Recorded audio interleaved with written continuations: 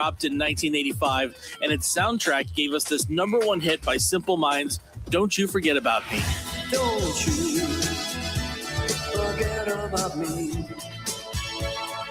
Don't. For more great movie soundtrack hits, check out Popcorn Radio on the iHeart Radio app. Quality meats without the high price tag. That's Wild Fork. Stock your freezer with everyday favorites like chicken breast for just $3 a pound, ground turkey for $5, and chicken drumsticks at only $1.20 per pound. Wild Fork is your go-to frozen meat and seafood market, delivering premium quality from farm and sea to your table. Visit one of 4 greater Philadelphia locations or order same-day delivery at www.wildforkfoods.com. Free delivery for WF Unlimited members. WDAS and WD273D Philadelphia is Fox Sports Radio, The Gambler, an iHeart radio station. Guaranteed human. Kicking off your Saturday the right way. You're listening to Sean Barnard live right here on The Gambler.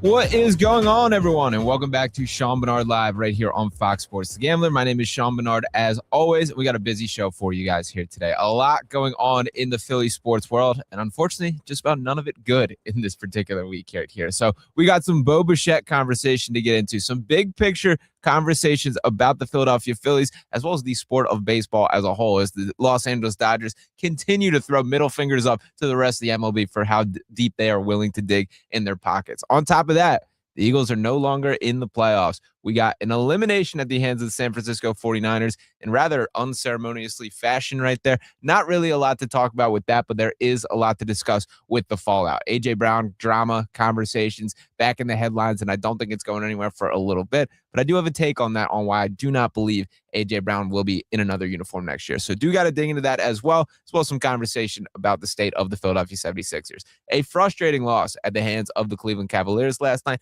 after getting basically blown out from start to finish on Wednesday against this Cavaliers team. They did bring a higher level of energy, a little effort, that they looked impressive in the wider scale of that game, but ultimately crumbled down the stretch, lost on a game-winning dunk by Evan Mobley. Incredible play to Jalen Tyson, who exploded for 39 points. So do got to discuss a little bit of the state of the team, and we'll hit a little bit on the NFL playoffs as well. But do got to start in the baseball world, as we did have some breaking news yesterday. Bo Bichette, the prize of the offseason, the difference maker from a postseason perspective that was expected to come to this Phillies organization, basically snagged out from under him. Now, my frustration level here, I know the immediate knee-jerk reactions are get mad at the Phillies front office, that Dave Dombrowski didn't deliver, John Middleton not willing to pay enough. That can't be how we view this situation, because Bo Bichette punked the Phillies. He played the Phillies. That I don't think he ever had any intention of coming to Philadelphia, and I think that's pretty clear based on how that played itself out. And to give the full details of things, the contract that he did agree with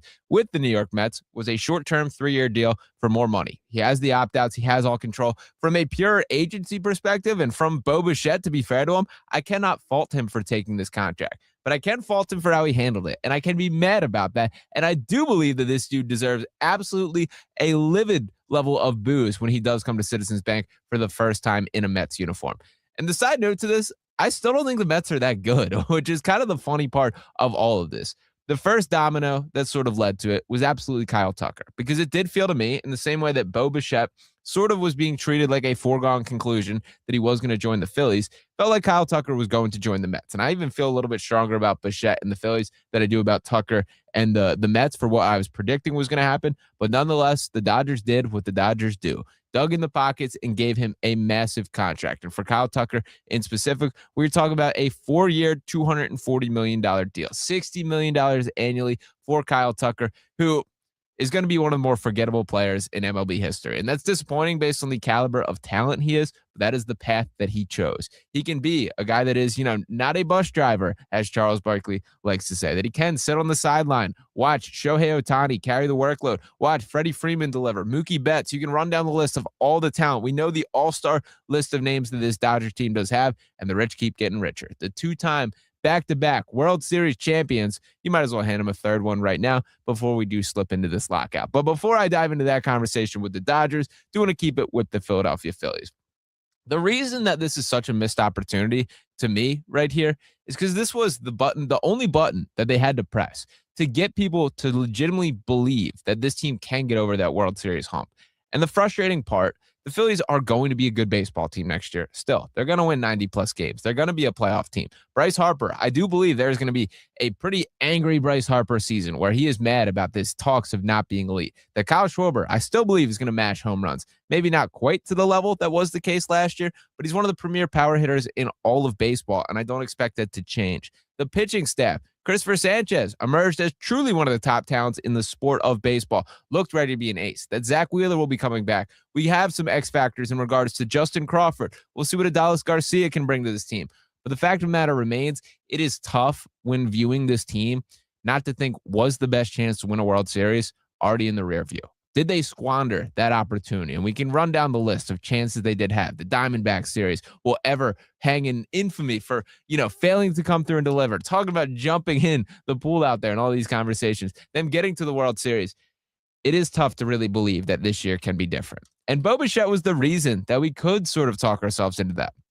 Now, the reason I cannot fault the Phillies front office directly here is what reports are seemingly indicating, and this was Bob Nightingale who more or less reported this right here.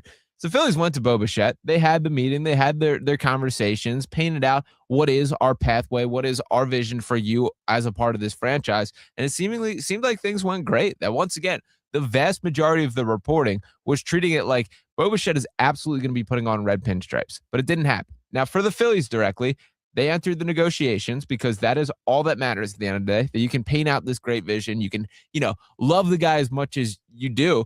If it doesn't make dollars, it doesn't make sense. Now, for the Phillies, they absolutely did make sense and offered dollars here. They said, Bo Bichette, what will it take to get you in Philadelphia? What contract gets you to sign on the dotted lines? And Bo Bichette said, I want 7 years, $200 million. And the Phillies stood there and said, deal. We got it. Let's do it. Let's sign the paperwork. There were people inside the Phillies organization that were under the impression that he was already signed. But at the last second, the New York Mets snuck in there, offered him more money, shorter term, and basically full control for Bichette.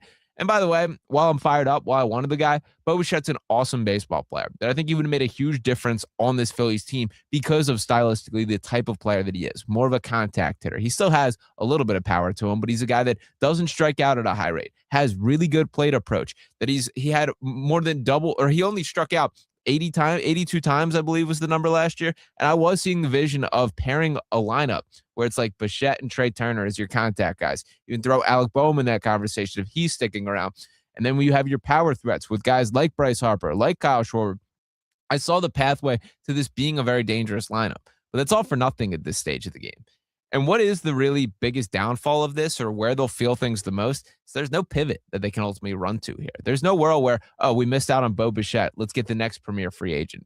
Is Cody Bellinger the guy? Because that seems to be who's next in line. But does that fire you up in the same way? For me, not really. Would I take it? Would I talk myself into that being the right decision if they go down that pathway? Sure, of course I will right there.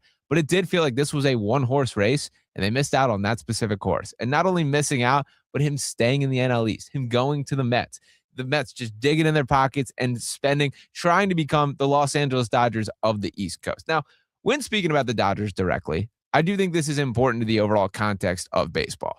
Because one of the reasons that I think, I don't want to say, and I will shut down the narrative of the Phillies being a team that's not willing to spend. They absolutely are in the greater scheme. And they proved that by putting that type of offer on the table for Bichette right there. That for the right players, they are willing. What's different is the Dodgers will just spend to spend, man, that they do not have a care in the world. And just to contextualize how wild this is, the numbers that we are talking about, that with Kyle Tucker's deal official, SpotTrack notes that the Dodgers have $2.1 billion in guaranteed salaries.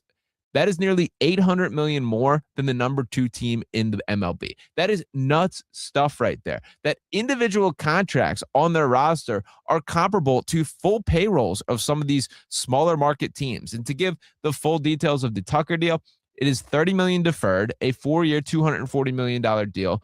Comes with a tax hit, the luxury tax, of $57 million. That means the Dodgers are projected $413 million tax payroll in 2026. That is 96 more than second place, which is the Mets, and $313 million more than the Marlins, who are last in the MLB.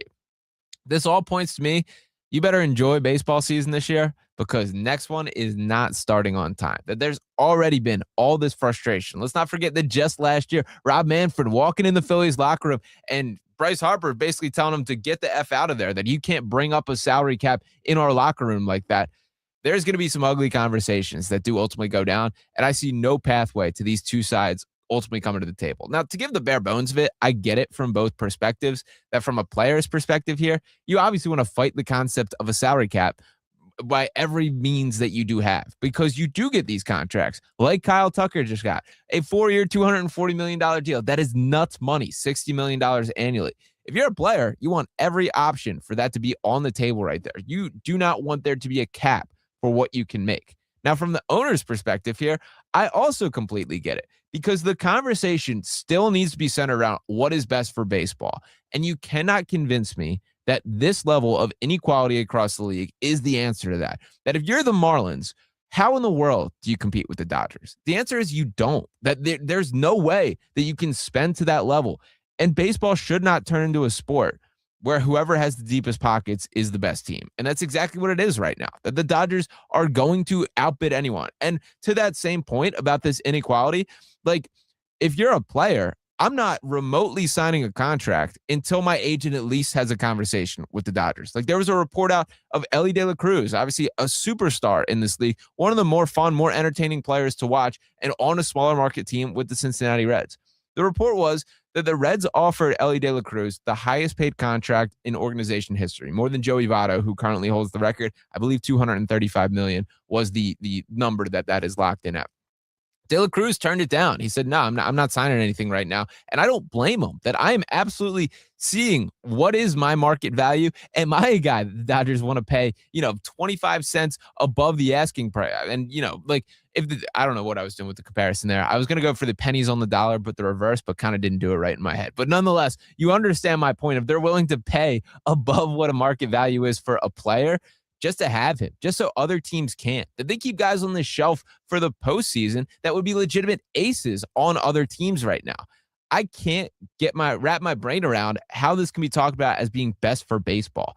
How this ultimately concludes itself, I don't have the answer for. That I do think we're looking at a lockout. I do think we're looking at some ugly conversations. And to push back against that a little bit, neither side should remotely be okay with that being the case. It does feel like there is a little bit of momentum on baseball side for the first time in really my lifetime that I can think of. That these past couple of years, not just in Philadelphia with obviously the Phillies being relevant, but nationally, man. Like, Shohei Ohtani is a box office superstar. He puts butts in the seats, butts in the couch that want to watch this guy play. That baseball does have a little bit of buzz. I watched the World Series this year and was into it without the Phillies being any part of it. And I do kind of think this is the conversation where the Dodgers have become this evil empire. And Kyle Tucker very much is going to be the face of this lockout. That this felt to me like the tipping point of baseball, that the sport is going to change because this cannot be okay. I don't know which side caves in this conversation, but there is something that has to be done. And I understand that there are, certain things put in place, such as the smaller market teams getting a little bit of return. And I will accept the argument that I should not be mad at the Dodgers right here. I should be mad at the other teams for not showing that level of commitment to win, or other owners for not caring to that level or being that financially invested, that there's a range of owners for how much you actually care about your product versus how much is this is just a business opportunity. And we see that across all sports right there. But the fact of the matter is, all that should be prioritized is what is best for the sport. And right now, what is happening with the Los Angeles Dodgers is not that whatsoever. This is not to fault any of those individual players. I can't be mad at you for taking these lucrative contracts that are thrown in front of you, but it does just leave a sour taste in my mouth. And I think the league is at the worst for it. This team's won back-to-back World Series and just spends like nobody's business. They got Edwin Diaz at the start of the offseason. Kyle Tucker is going to be a notable addition there. I don't know how you beat that team. That logistically, if you were to line up this current Dodgers lineup against an all-star team of all the other players in the league, I don't know who's favorited in that one. I think it is that type of conversation. Like, I'm kind of cool with if teams start like scheming to beat this team. Can we make an NL East super team just to beat the Dodgers? And again, I'm not certain that ends up being the case. Now, granted, the Blue Jays had an excellent World Series, so they did push this Dodgers team a little bit. It's not like they steamrolled teams, and we're very familiar with the Dodgers because they just ran through the Phillies in the playoffs right there. And who knows, maybe if Orion Kirkland just throws the ball to first base, that I don't have this level of frustration about things, and that we're not talking about them like the evil empire that they've sort of been built up to be. But the fact of the matter is the Dodgers were better a couple months ago when they faced the Phillies, and then have improved at a level in which no other team in baseball really has this year. I don't know how you combat that. It's concerning from the sports perspective, and from the Phillies perspective, I don't know what you do to fix that yourself. That this isn't a small market team. This isn't a team that is the Pittsburgh Pirates or the Cincinnati Reds or Miami Marlins, or you go down the list of teams that don't have those type of pockets. John Middleton has put it out there that I want to spend as much as humanly possible, that I want my trophy back. I'm willing to do whatever it takes. And to his credit, he's mostly walked the walk in those conversations, but he doesn't do it just to do it. The Phillies can't afford to take on Kyle Tucker, who's a pure luxury move from the Dodgers' perspective. They're being strategic, and Bo Bichette felt like that guy, but ultimately did not come together, and the Dodgers do have some fault in that too. I understand he's going to be on the Mets, that the Mets did sort of make that pivot right there, but I do think if Kyle Tucker goes to New York, Bo Bichette is in Philadelphia right now. The bottom line is the Phillies are just sitting on their hands and have to talk themselves into maybe this core can get it done this next season. That who knows? Maybe this is the year Alec Boehm has a little bit of power lead, that Justin Crawford can step in and be an immediate all-star in this league, which is incredibly unfair expectations to put on the guy. We still have to figure out what the answer is with Nick Castellanos, who, by all reports, there is zero chance of this guy returning to the Phillies. Well, fact of the matter is he is still under contract, and there is no stable outfield options outside of that. Yes, there's Dallas Garcia. Yes, Brandon Marsh still kicking around. That Justin Crawford going to be given the opportunity. Is that an outfield that you believe can carry legitimate World Series expectations? Because I can't buy myself into that. I like Garcia. I think that was a great potential signing, but it's digging out of the same sort of bargain bin that they have these past couple years. The Austin Hayes, the Max Keplers. And I think Garcia is better than either of those guys. I mean, we've seen this guy do it in the postseason, had some really bright moments with the bright lights on him, but it is all still kind of theoretical that's still a risk, and they have to acknowledge that. And you're also putting yourself in a tough financial hole with the Castellanos conversation. Any way you slice it, they are eating a significant chunk of that money. I don't know how this resolves itself, but it doesn't feel great to be a Phillies fan right now. There have been some really positive moments that it's been exciting to see what this team has looked like, the energy, the way that we can get behind the personality of this team right now. But they're kind of in a stuck place, and that's tough. That they've invested. They've thrown more money at Kyle Schwarber. Bryce Harper ain't going anywhere. Trey Turner's still going to be a part of it. But what are the tangible steps that this team can actually take to get over that type of World Series hump? I don't think that's going to be answered this year. And we're banking on this team getting hot at the right time is more or less what it comes down to. Baseball's a weird sport, and that can happen, that you kind of got to roll the dice and hope that be the case. But I don't think you can realistically talk yourself into that game plan has been effective to this point for the Phillies. So very frustrating there. And my final Phillies point here, feel a little bad for JT Realmuto, man. I understand, not the most popular move, giving him a 3-year deal, $15 million annually. I like JT Realmuto. I'm glad that he's back on this Phillies team. I do think the organization basically set him up for failure with the timing of this specific announcement here. That, we didn't get Bo Bichette. JT, here's $45 million. Welcome back to the team, 3-year deal. And that's a long time for a catcher, man. He's going to be 38, 39 years old by the tail end of this contract. And to be fair, I don't know what they could do better at the catcher spot. That I think sometimes when the frustrations get brought on to JT Realmuto, it's a little bit of the Philadelphia magnifying glass right there of, for sure, this dude is not what he once was, that he is not the clear best catcher in baseball the way that he was when he came to Philly. But I don't know how you can do better. They look around at the rest of the catching production around the league. The reality is JT Realmuto was still one of the better catchers in the sport last year, certainly behind the plate, certainly in his management of the pitching staff, and even at the dish, that with his bat, I thought he was more than passable comparatively to what some of the production is for other catchers in the league. We're at a weak spot for catching production in Major League Baseball.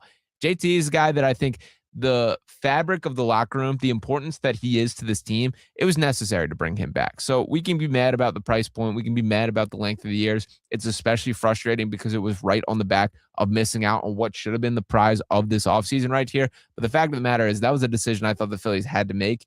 I just don't love the way that they dressed it up. So we'll see where things do go from here. But the offseason cannot be over for the Phillies. You have to find some way to get creative, bring some sort of impact back. You proved that you were willing to make that type of move to sign Bo Bichette. So let's get creative. Let's find guys. Let's look in the trade market a little bit. We'll see what they can make happen, but this roster is not complete at its current point. So to Bo Bichette, welcome to the list of forever Philadelphia enemies. That I do believe this guy does deserve to be booed to the loudest potential that everyone has when he does step foot in Citizens Bank Park. And I'm a little bit thankful that I think the Mets had lost out on a lot of their hateable guys. It's good that they got one that can be sort of the clear image of, I'm going to hate this guy forever. That I like hating Pete Alonso. I like guys that I can be mad about because they are on the opposing team right there. Bo Bichette certainly cracks that list, and I'm very excited to see him step forth. And one final Phillies note before we transition. Going to touch on some Eagles after this. Ranger Suarez, man. Shout out to Ranger, a guy that I will never have any form of hatred for. I'm thrilled that he signed with the Red Sox. I'm thrilled that he got a bag. I obviously would have preferred him remaining in Philadelphia, that he was my favorite pitcher on the staff. There's something about the swagger that he carries himself with, the way that when it was a big moment, that dude was at his best, that any postseason game, you can name me, Zach Wheeler, Christopher Sanchez, Aaron Nola, you can run down the list, Jesus Luzardo, of good options the Phillies have as a pitching staff. Ranger Suarez is always going to be the guy that I would prefer in that situation. I knew they weren't going to pay him. I understand why with all these other arms that they did have, Andrew Painter being a guy that's certainly a relevant part of this conversation as well. But my fear was that could be a guy that ended up being a reason the Mets spend or a Dodgers spend. That would have broke my heart. I can root for him in a Boston Red Sox uniform. I can picture him sitting down Aaron Judge in a big game, throwing his junk ball stuff, getting him looking silly at the plate right there, and feeling pretty great about that. So to Ranger Suarez, that is a guy that never deserves any form of hatred. He absolutely should get a massive standing ovation when he does return to Philly, and I got to make sure I'm at that game as well. So shout out to Ranger. Pretty thrilled that is how that shook out. If it wasn't going to be in Philly, I'm happy it's at a spot where I don't have to be, viewing him as a guy I'm super frustrated or mad at or as a rivalry sort of angle there. So deserves the bag. Shout out to Ranger. Still work to do for this Phillies offseason. So we're going to take a quick break on this side of things, but we got a lot of Eagles takes to get into on the other side. Not a Super Bowl year for the Eagles. That is a sky-high bar, a sky-high standard that they're being held to, that the expectations are. But the reality is, when you are this caliber of talent team, the way that the Eagles are, that's how the cookie crumbles right there. So do got to talk about the fallout, who deserves the most blame, and what the heck are they going to do with A.J. Brown. So make sure to keep it locked right here on Fox Sports The Gambler. We'll be right back on the other side. Fox Sports Radio, The Gambler. Now, total traffic for Philadelphia. A mix of sleet and snow falling in the area. Drive carefully. A crash on the Northeast Extension northbound, right between Lansdowne and Quakertown. The right lane is blocked. The area is slow. Another crash in East Whiteland Township on 202 southbound at Conestoga Road. The left lane is blocked there. Also, we have delays in the Schuylkill westbound City to Belmont and on the Vine Expressway westbound from the Ben Franklin Parkway to the Schuylkill and Evans. Total traffic. This report is sponsored by Allstate. Some people just know you can save money on car insurance by checking Allstate first. Those people are probably saving a carload of cash right now. So what are you waiting for? Check Allstate first for a quote today. You're in good hands with Allstate. Running for office means having something important to say. Radio is the most personal medium out there. Voters hear the real you, exactly the way you want to be heard. No filters, no AI, just your voice, your message. And it's 1/10 the time and cost of video. Don't just campaign. Connect with millions all over the country, even thousands in the smallest communities with radio. Call now and be on the air in just 48 hours. 844-844-iHeart. That's 844-844-iHeart. Well, the holidays have come and gone once again, but if you've forgotten to get that special someone in your life a gift, well, Mint Mobile is extending their holiday offer of half off unlimited wireless. So here's the idea. You get it now. You call it an early present for next year. What do you have to lose?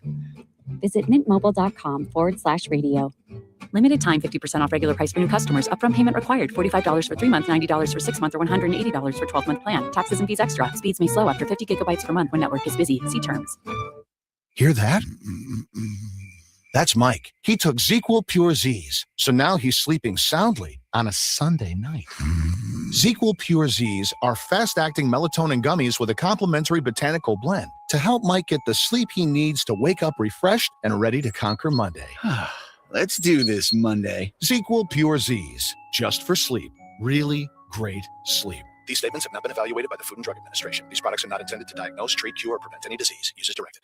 By texting 64,000, you agree to receive recurring automated marketing messages from IQ Bar. Message and data rates may apply. No purchase required. Terms apply. Available at eatiqbar.com/policy/terms of service. Most protein bars are packed with sugar, carbs, and unpronounceable ingredients. There's a much better option. I'm Will, and I crafted IQ Bar plant protein bars with clean, functional, delicious ingredients to empower doers like you with superior brain and body fuel. Now you can get 20% off all IQ Bar products plus free shipping when you text IQ Bar to 64,000. That's IQ Bar to 64,000.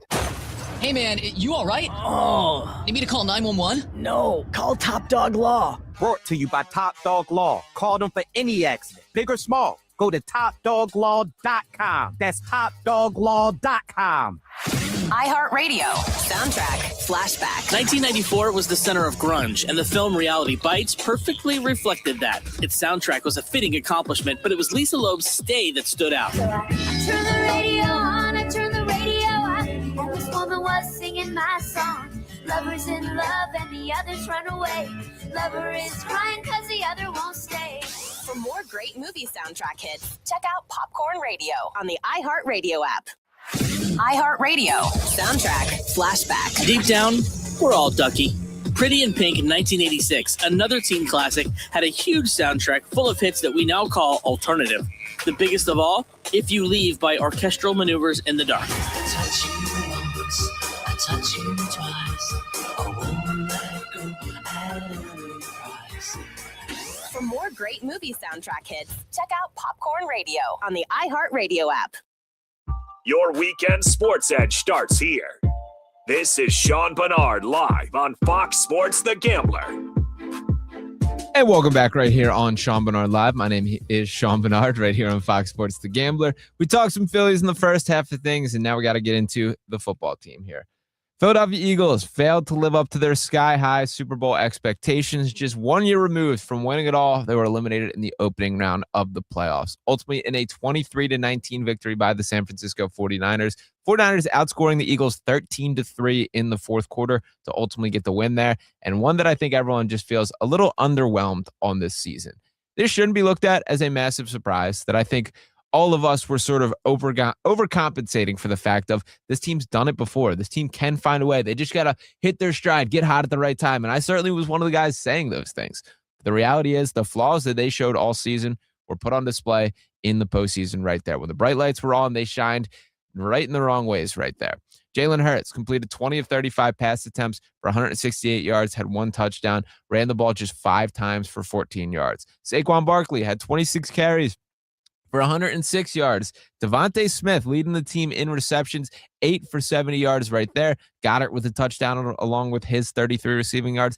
A.J. Brown, 3 receptions on 7 targets for just 25 yards, including 3 really bad drops. 2 of them in particular, I think, deserve to be at the forefront of this conversation. We do got to dig into the A.J. talks. Now, the thing that I want to preface all this conversation is everything that you read in the coming weeks about this Eagles team, take with a little bit of a grain of salt because it is CYA time within the walls of that organization. What I mean by that is every person wants to put a little bit of something out to the media for why it was not their fault. That we're going to hear. We may not hear Jalen Hurts' perspective because he does not seem to talk to anybody, but we'll certainly hear the whispers of Nick Sirianni. We'll certainly hear the truth from Kevin Patula's perspective. We're going to hear a lot, and you can pretty much figure out where this source came from or whose perspective, who this is defending based on the context of the article right here. Now, the first action that was taken by the Eagles as the offseason began at a more rapid rate than any of us hoped was to fire Kevin Patula. And I did want to break down some of the terminology in here that I thought was particularly noteworthy. So the statement that we did get, which came directly from the Eagles, writes this, quote, "I have decided to make a change at offensive coordinator," head coach Nick Sirianni said in the statement. "I met with Kevin today to discuss the difficult decision, as he is a great coach who has my utmost respect. He's been an integral part of this team's success over the last 5 years, not only to the on-field product, but behind the scenes as a valued leader for our players and organization.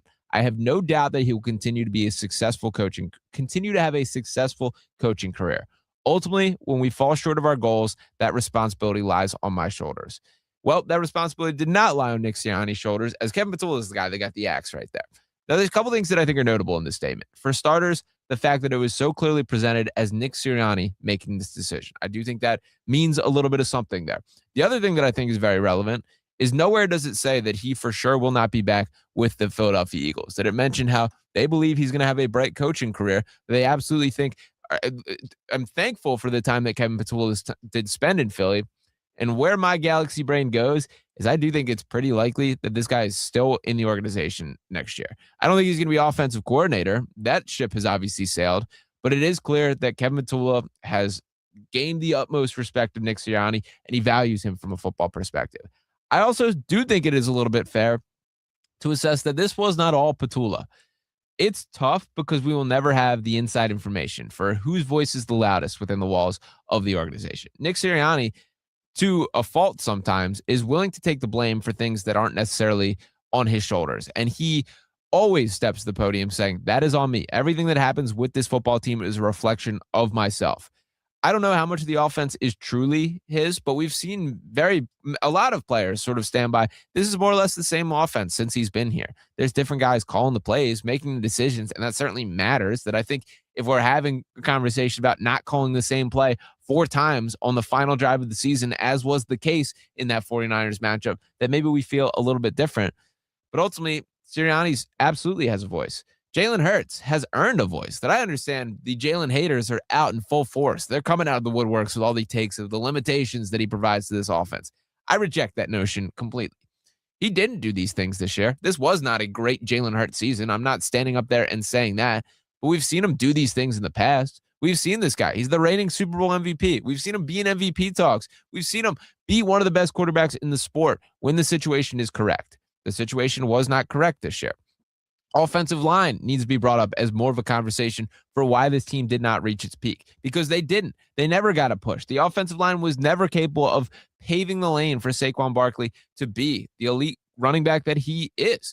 This guy coming off the season where he was borderline the best individual season of any football player, certainly at the running back position. It was really disappointing across the board. To me, coaching is, how do you maximize the talent of your players? And I think it is pretty undeniable to state that they did not do that this year. For that reason, it was a failure from a coaching perspective, and Patullo is the guy that catches the blame for that.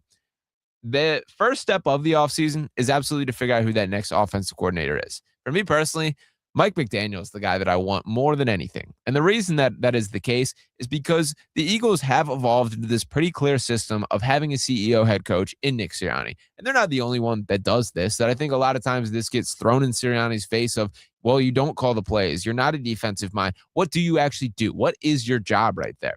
There's a lot of coaches that is the way that they handle things, that you have a defensive coordinator that you lean on, and the Eagles have absolutely nailed that with a guy like Vic Fangio, who, to my eyes, doesn't have any desire to be a head coach ever again, that he just wants to, design his defense, be a curmudgeon-y old man, sit there, and he's excellent at it. They got the right guy in Vic Fangio, and I hope he stays here for as long as he wants to. Offensive coordinator, you need to find a guy that can take the sticks in the same way, have a design, have this creative play call. And Mike McDaniel, to me, is as ideal of a candidate that you could ask for that. Does he have his flaws as a personality? For sure. And I think how I view him is a guy that probably does not directly connect as a head coach. I think he does more than people give him credit. Like, he had more success down in Miami with the cards stacked against him pretty significantly. Think about how good he had Tua Tagovailoa looking, who just objectively is not good enough as a quarterback in this league. That was the goal that Mike McDaniel went down to Miami to do. It was to fix Tua, to maximize Tua. And I don't know how you can view that as anything but a success. I'm not shocked that they fired him. I kind of thought that they were going to end up keeping him. And I think the John Harbaugh firing certainly shook up the way that a lot of teams viewed this offseason as a whole. It wouldn't surprise me if McDaniel does get another head coaching look. And if that is the case, I cannot fault him for taking that. Those are the jobs that you live for. There's only 32 of them, and every guy wants that type of role. But if he doesn't, man, throw this dude whatever he wants to be the offensive coordinator of the Eagles. Because this was a mediocre, borderline bad offense this year. There's too much talent for that to be the case. I don't subscribe to the theory that this was Jalen Hurts taking the team, holding the team back. You have too many guys that are excellent football players for them not to be maximized. A guy like Mike McDaniel absolutely will. If that is the sort of design of this team, and it is funny that there's the Miami overlap with Vic Fangio as well, but if we're talking Nick Sirianni as the head coach, Mike McDaniel as the offense coordinator, and Vic Fangio as the DC, that's a team that's going to be pretty much perennially in those Super Bowl discussions. That's the type of offer that we should have happening. And this probably does not solve the concern of the constant turnover at the offensive coordinator position, because I do think McDaniel's a guy that will get another head coaching chance at some point. But for the short term, you absolutely live with that. That for all the critiques of, the internal candidates have been, atrocious for the Eagles. When you look at the Brian Johnsons, what we got this year with Kevin Petula, that's fair. That happened. But you also got to acknowledge the guys that had success. Shane Steichen was offensive coordinator and is going on to be a very successful head coach, still has his job. Like, Kellen Moore did far better in New Orleans than I thought was possible this season after having some success as the offensive coordinator. And to that note as well, I think we remember the Kellen Moore era with a bit more rose-colored glasses than should be the case. They obviously won the Super Bowl. They accomplished their goals. It was not smooth sailing throughout the entirety of the season. There were a lot of complaints about how the offense was run, what the play call is throughout the year. There were some bumps in the road, but once again, they found a way to maximize it when it mattered. And boy, did they put on a show when the stage was at its largest right there. That Super Bowl performance, man, is something that I will never forget, with how electric that offense was, throwing the dagger, all these sorts of conversations. But I bring all this up to say, if they have the right guys in place, and that being primarily the offensive coordinator right here, this team can absolutely be right back to the big dance next year. That's got to be where this offseason starts. The bigger piece that I think a lot of people are having the conversation about does come down to A.J. Brown. I think everyone's a little bit sick of the A.J. Brown experience here. I certainly feel it myself. The drops were unacceptable, and I have a high tolerance for guys that want to complain. I'm cool with diva wide receivers for the most part. It has to come with the success next to it. That if you're going to talk, if you're going to complain, you got to make the plays. For A.J. Brown, he had 1,000 yards again this year. He largely had a fine season. It was not his best. It was not his worst either. He was acceptable. In the postseason, not so much. He gave up on routes. He did not create separation at the high level. And all we're hearing about is the trade that is going to come. I don't think it's going to happen. I think A.J. Brown, as we line up next year, will be wearing an Eagles uniform once again. And why is that exactly? Because Howie Roseman does not make decisions based on what is best for A.J. Brown. Howie Roseman makes decisions based on what is best for the Philadelphia Eagles. And those answers are definitely A.J. Brown remaining in the Eagles jersey. We got this report yesterday. This coming from Bleeding Green Nation. Joel Santoliquito, I believe is how you pronounce his name. Nice guy. Have met him. He's the guy that wrote the Carson Wentz hit piece that ultimately proved to be true during that era there. And I do want to preface this with what I started this conversation, that everything that comes out is with a reason. Nobody just talks to the media to, have a good conversation. It's with a message. It's to get things out there with a purpose. So I want to read a couple portions of this with that in mind. And he talks about the A.J. Brown drop, sort of the season. And he writes, quote, Brown and Jalen Hurts may be in a great place right now. They may both agree that Hurts may not be the quarterback for him at this stage of his career. When asked in November about the possibility of Brown being traded, Roseman said, quote, I think that when you're trying to be a great team, it's hard to trade great players. And A.J. Brown is a great player. He wears a C for a reason. He's an important part of this team, of this organization. He cares about winning. He cares about his teammates. And I think when you're a team like ours that is looking forward to an opportunity to compete for a championship, you don't get rid of guys like that. Of course, Roseman said that. He also said that about Carson Wentz in January 2021. When you have players like that, they're like fingers on your hands. You can't even imagine that they're not a part of you, that they're not here. That's how we feel about Carson. Roseman then traded Wentz to the Indianapolis Colts in March 17th, 2021. So not far after the fact. But the most noteworthy part of this is this report right here. A.J. Brown asked for a trade numerous times this past season, as early as after the Philadelphia Eagles beat the Los Angeles Rams in Week 3. Multiple sources confirmed to Bleeding Green Nation. Brown is coming off his worst pro season since 2021, where he caught a career low with 63 passes for 869 yards and 5 touchdowns. This year, he caught 78 passes for 1,003 yards, his lowest output since 2021. I'm not denying that A.J. Brown wants out of here. I do think that we have to give the full picture, though. And I wrote up an article for Crossing Broad myself, which was titled, We can be as mad as we want, but A.J. Brown is going to be an Eagle next year. And the angle that I'm taking is absolutely the contract side of things. To lay out the pure numbers, that A.J. Brown signed a 3-year, $96 million contract with the Philadelphia Eagles. And to give the specifics of this for why this was relevant, that if the Eagles were to cut Brown today, they would take on a dead cap hit of $72.5 million for the 2026 season. If they were to wait till after the new league officially starts, which is that June date that people constantly throw out there, this number goes down to $45 million in dead cap for this season and $27 million in 2027. Now, the obvious solution is you want to trade the guy, but that does not help entirely with the financial situation. Brown is, for this current league year, so before June 1st, to trade him would be a $43 million cap hit. If they wait until after June 1st, that number slips to $16 million for next year. And the 2027 dead cap number is $27.2 million. So obviously, that's a lot of money. And I keep getting the pushback of that's not that bad, like when you kind of have the breakdown. And of course, he did it with Carson Wentz. The difference with that is one's a quarterback and one's a wide receiver. It was a far bigger deal, the Carson Wentz situation to me. And honestly, a lesser number. That I know it's not a miles gap difference, but the reality is this is a more minimal situation for a higher price tag. I don't think Howie Roseman is going to do that for that specific reason. And when this is met with some pushback for the people that I get, like, I think all things equal, Howie Roseman absolutely gets rid of A.J. Brown. But all things are not equal. That while we compliment Howie Roseman for all his cap gymnastics and the wizardry that he's able to pull off, really why that is the case is the way that he moves around these cap hits right here.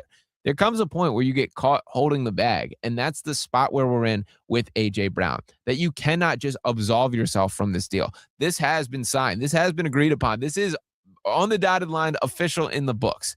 So you got to deal with those specific circumstances. I also will note right here, I'm sure there's plenty that we do not know, that it does feel like something happened between A.J. Brown and Jalen Hurts. That's the reality, that these guys were best friends. We all remember the video when the trade first happened of them laughing along, being fired up on FaceTime. We know the story of Jalen being there for A.J. Brown's draft, that those guys having the relationship since back in college. It certainly does not feel like they see eye to eye or even really like each other in the wider scale of things. That's tough from a quarterback perspective. But guess what? This is a job, man, that these guys are not paid to hang out with each other. They're paid to take care of business and do their work. A.J. Brown was not complaining at this rate when he was performing with one of the best wide receivers in football. And guess what, A.J.? You also have to take some of this personally. That you have to look yourself in the mirror of, am I performing to the peak level of my abilities? Which the answer to that is straight up no. That A.J. Brown can be better than he was last year, and he has to look at himself in the mirror on this. You have to run out your routes. You cannot give up on pass patterns, and you have to make the plays, catch the ball when it is thrown to you in a way that he did not in that playoff game. I think whatever it takes, whether this is couples counseling or get to the table, whatever, you bring in another offensive coordinator and you find a way to make it work for a year. Is it perfect? Is it ideal? Absolutely not. Again, I keep circling back to all things equal. I do think both sides would prefer a divorce in this current state. But all things are not equal, man, and you have to work with the situation that is currently in front of them. I do not believe that Howie Roseman would be willing to swallow that level of cap hit. A.J. Brown is still a good player, and you don't take all money to get rid of good players. Even bringing back guys in a trade, and that financial number right there is where I think the conversation more or less starts and ends. Now, there is a world where Howie Roseman has another trick up his sleeve, and he finds a way to overcome this in a way that I can't figure out myself, diving into the spot track numbers and figuring out exactly what it was. There's a reason why he's paid to make these types of decisions, while I'm here just talking about him and having the conversations of my own right. But anyway, I look at this, it feels like the number that they would have to swallow simply is not worth it just to get this guy out of there with A.J. Brown. So it's going to get nasty out there. We're going to hear some bad reports about within the walls of the locker room. It does feel like Jalen Hurts is the clear target right now for the stuff that we're starting to see leak out. But the bottom line is this is still a Super Bowl caliber team. This is a team that you do not want to change the entire identity of, that you can repackage it and be right back to the big dance next year. And that's got to be the priority for how all decisions are made.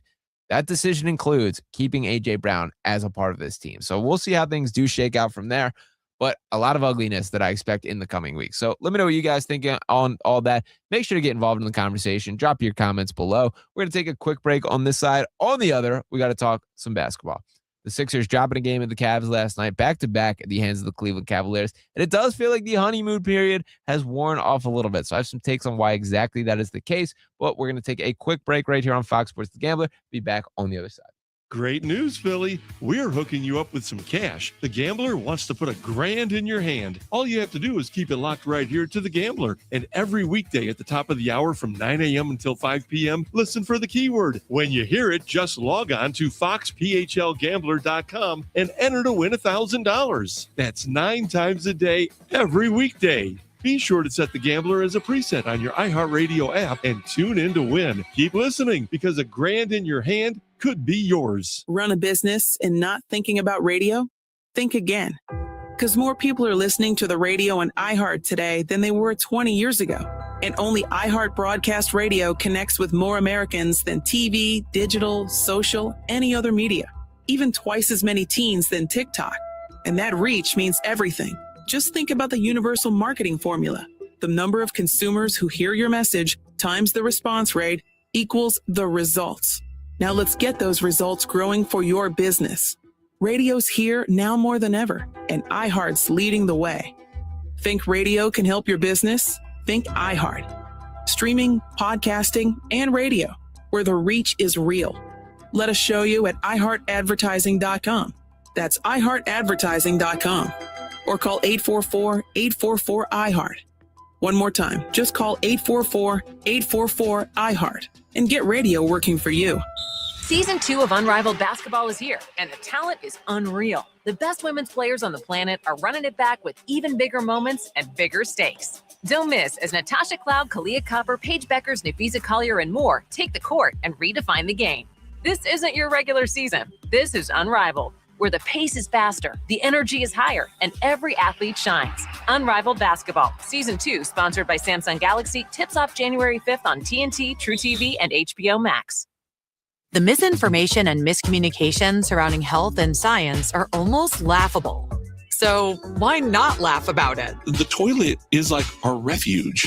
Your toilet is your only place where you get to escape. It's a new year, new start. And the hilarious podcast Health Stuff is taking a new look at health. This is a show about the basics of health, but this is not a basic show. Turns out, real health conversations aren't always polite. Open your free iHeartRadio app, search Health Stuff, and listen now. Jane Dawson did something smart. She saved hundreds on auto insurance switching to Progressive. With the money she saved, she got herself a pricey bird feeder with an ultra-high-def camera. Should Jane have just bought a regular bird feeder? Yes. Is it hard for her to admire nature when the camera doubles as the bird's potty? Also, yes. But it's Jane's savings, and if she wants to spend her time watching the digestive habits of the white-breasted nuthatch, we say you go, girl. Switch and see if you could save with Progressive and treat yourself. Progressive Casualty Insurance Company and Affiliates. It all comes down to this, folks. Yep, the entire season is on the line. But my throat has officially thrown in the towel. Sounds like you need Vicks VapoCool drops. They're max strength and vaporize sore throat pain. Whoa! These VapoCool drops hit fast. Speaking of fast, did you just see that play? Yeah, he vaporized that ball. That pun should have come with a penalty. Vaporize sore throat pain with Vicks VapoCool drops. Use as directed. So I was on eBay because I'm absolutely obsessed with this rare hologram trading card. Shiny like the designer handbag of my dreams. eBay had it. They even had perfect parts that fit my car. Millions of finds, each with a story. eBay. Rock icons unleashed and on stage. What song is it you want to hear? Introducing iHeartRadio's Classic Rock Live. What a wonderful evening. Your front row pass to rock's most iconic live recordings, all commercial free. Hear the boss sing to the rafters. Zeppelin set the stage on fire. Give me bass, guitar. And feel AC/DC bring the house down. Open your free iHeartRadio app, search Classic Rock Live, and make it a preset now. Oh, how's that flu, babe? Did you take Dayquil Intense Flu yet? Nah, I got this. Ugh, okay, I don't got this. You stay on the couch, and I'll grab the Dayquil. Undo your flu symptoms with Dayquil Intense Flu. Dayquil Intense Flu provides powerful relief of your flu symptoms. I'm ready for that to-do list. Wow, you do got this. Dayquil Intense Flu. The daytime coughing, aching, fever, under your flu, medicine. Use as directed, keep out of reach of children. Hear that? That's Mike. He took ZzzQuil Pure Z's, so now he's sleeping soundly on a Sunday night. ZzzQuil Pure Z's are fast-acting melatonin gummies with a complementary botanical blend to help Mike get the sleep he needs to wake up refreshed and ready to conquer Monday. Let's do this Monday. ZzzQuil Pure Z's, just for sleep. Really great sleep. These statements have not been evaluated by the Food and Drug Administration. These products are not intended to diagnose, treat, cure, or prevent any disease. Use as directed. Well, the holidays have come and gone once again, but if you've forgotten to get that special someone in your life a gift, well, Mint Mobile is extending their holiday offer of half off unlimited wireless. So here's the idea. You get it now. You call it an early present for next year. What do you have to lose? Visit mintmobile.com/radio. Limited time 50% off regular price for new customers. Upfront payment required. $45 for 3 months, $90 for 6 months, or $180 for 12-month plan. Taxes and fees extra. Speeds may slow after 50 gigabytes per month when network is busy. See terms. Want to save some money in 2026? Stop paying for apps you don't need. The iHeart Radio app is completely free. Live radio stations, music playlists for everything, and the most podcasts on the planet. The #1 app for radio is free. iHeart Radio. Listen now. Julia owed the IRS thousands. I was paralyzed with fear. Then I heard a commercial for Optima Tax Relief. Optima Tax Relief is the leading tax resolution firm. A+ rated by the Better Business Bureau and experts in the Fresh Start Initiative. Optima Tax Relief settled my IRS tax bill. Call Optima now for a free consultation. It was amazing. Call 800-813-4011. 800-813-4011. Optima Tax Relief. Visit OptimaTaxRelief.com for details. Are you 50 or older? This news is for you.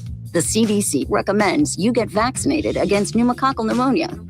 Even if you're healthy, your age puts you at risk. People 50 or older are over 6 times more likely to be hospitalized with pneumococcal pneumonia compared to adults 18 to 49. Just one shot can help protect you. Learn more and schedule at vaxassist.com.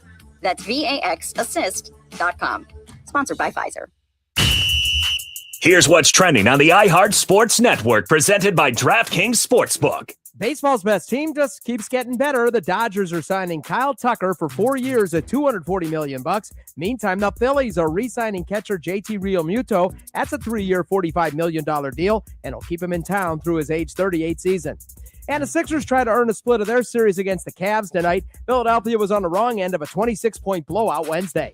I'm Scott Davidson. DraftKings Sportsbook, the #1 sportsbook for live betting, is turning up the stakes for every DraftKings customer with over $2.5 million in prizes up for grabs every Sunday throughout the NFL playoffs. Open the DraftKings Sportsbook app, opt in, and get your promo token. Place a live bet of $1 or more on Sunday's playoff games, and you're in. And every live bet means another chance to win. When the games wrap, they'll randomly select the winners. Download the DraftKings Sportsbook app right now and use code SPORTS. Bet live for your share of $2.5 million in prizes with code SPORTS. In partnership with DraftKings, the crown is yours. Gambling problem? Call 1-800-GAMBLER. 21 and over. Pennsylvania only. Eligibility and restrictions apply. No purchase necessary. 3 sweepstakes with separate opt-ins. Minimum odds minus 500. Prizes either bonus bets that expire in 7 days or a single-use profit boost. See official rules at dkng.co/live millions for entry period and free method of entry. Sponsored by Crown Gaming, Inc. Martin Luther King III here.